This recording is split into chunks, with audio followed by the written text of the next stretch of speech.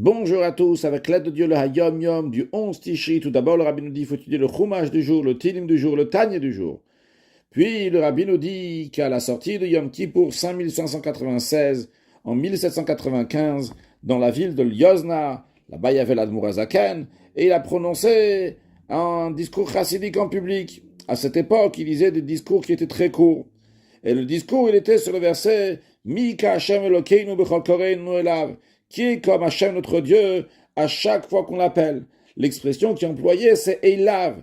Et nos sages apprennent dans le Midrash, quand on dit Elav, Elav velo le midotav, c'est-à-dire à lui, à Hashem, et non pas à ses attributs, non pas à ses midot. Qu'est-ce que ça veut dire Elav, à lui, et non pas à ses midot? Nous allons voir trois explications. La première, celle du Pardes, la deuxième, celle du Baal Shem Tov, et la troisième, celle de l'Admourazaken. Le Pardes, donc c'est le livre Pardes Rimonim du Ramak, de Rabbi Moshe Cordovero, il dit Elav, cela fait référence aux lumières divines qui s'habillent dans les réceptacles. C'est-à-dire, il y a des mondes spirituels. Dans ces mondes spirituels, il y a des attributs, des sphirotes. Dans chacune des sphiras, il y a le or, la lumière, et il y a le kli, le réceptacle. Par exemple, si on va parler de chesed, de la bonté, c'est le réceptacle de la bonté. Gvura, c'est le réceptacle de la rigueur, de la force. Alors, la manière que le Pardes Rimon présente les choses, c'est que Dieu, il est pashut betachlit apshitut.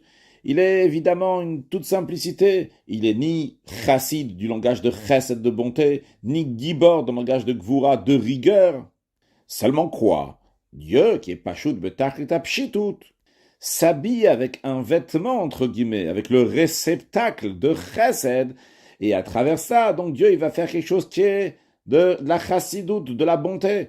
Ou bien Dieu va s'habiller avec ce vêtement de gibor, de gvura, pour être un gibor, pour faire quelque chose donc de rigoureux. Le Pardes ramène l'exemple de l'eau qui rentre dans un ustensile à couleur.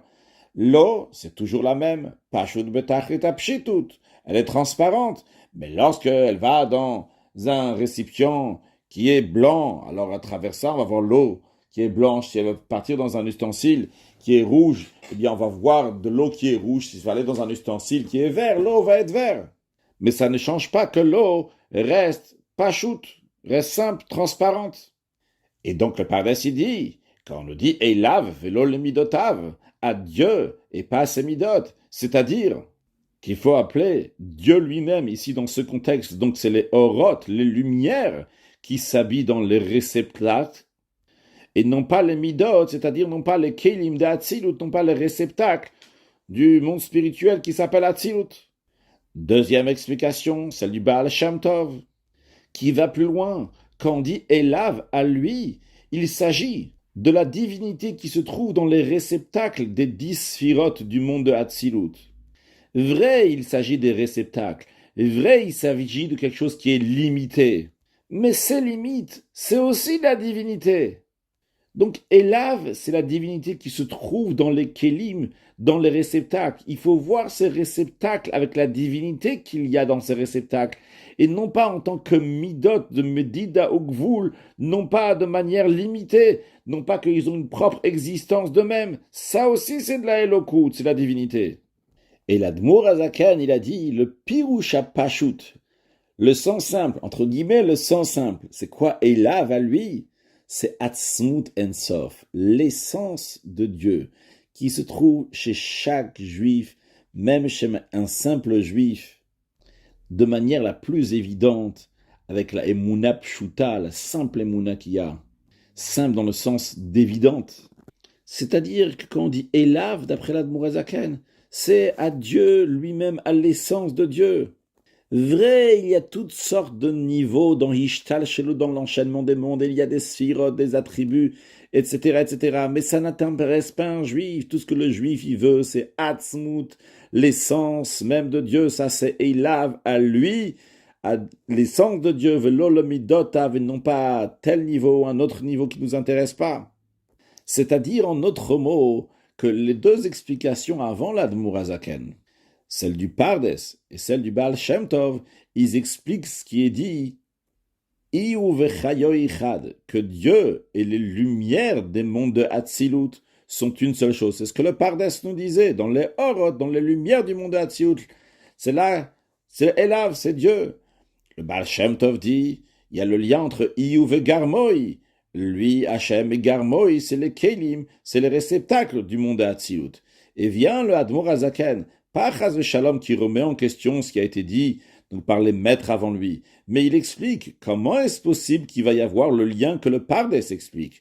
Comment c'est possible qu'il va y avoir le lien que le Baal Shem Tov explique, donc que ça soit le lien entre les Orot avec Akadosh Baruch Hu lui-même, les lumières avec Dieu, ou bien le réceptacle avec Dieu. Ça vient de Nimna, Nimnaot, d'un niveau donc qui est au-delà de tout ça. C'est quoi? C'est le Atzmut Ensof, donc ça c'est le Pirush HaPashut, le sens simple, c'est-à-dire la profondeur des deux autres explications. Et l'Admor Azaken dit que basé sur ça, on peut comprendre pourquoi dans le verset, il est dit 2 fois l'expression de Elav. On dit « Umigoy gadol ashelo elokim krovim elav » et qui est un grand peuple, qui a un Dieu qui est proche de lui, Elav, « K'Hashem elokeinu bechol koreinu elav » comme l'Éternel notre Dieu à chaque fois qu'on l'appelle. Donc le premier Elav, à lui, ça fait référence au peuple. La deuxième fois qu'il y a écrit Elav, à lui, ça fait référence à Dieu. Et l'Admor Azaken dit, les 2 fois qu'il y a écrit Elav, à lui, ça fait référence à Atzmut, à l'essence. Seulement, une fois on fait référence à Atzmut Ensof, à l'essence de Dieu, et une fois on fait référence à Atzmut Aneshama, à l'essence de la Neshama. Donc comment l'essence de la Neshama se réfère avec le Atzmut du Ensof, avec l'essence d'Akadosh Baruch Hu. Comment on rattache l'essence de la Neshama du Juif avec l'essence de Dieu? Eh bien, c'est avec une prière, Be'emuna pshuta, avec une foi évidente en Dieu. Ça rattache l'essence d'un Neshama du Juif avec Atzmut Ensof, de manière que Atzmut Ensof, l'essence de Dieu, va faire un changement dans la nature. Quand le Juif il demande à Dieu de guérir quelqu'un, eh bien, Rof Echolim, il va guérir le malade, Mevarech Hashanim, et il va bénir les années, qui va donner une bonne parnassa pour tout le monde, et des excellentes nouvelles, avec un Mashiach, now, un excellent Yom.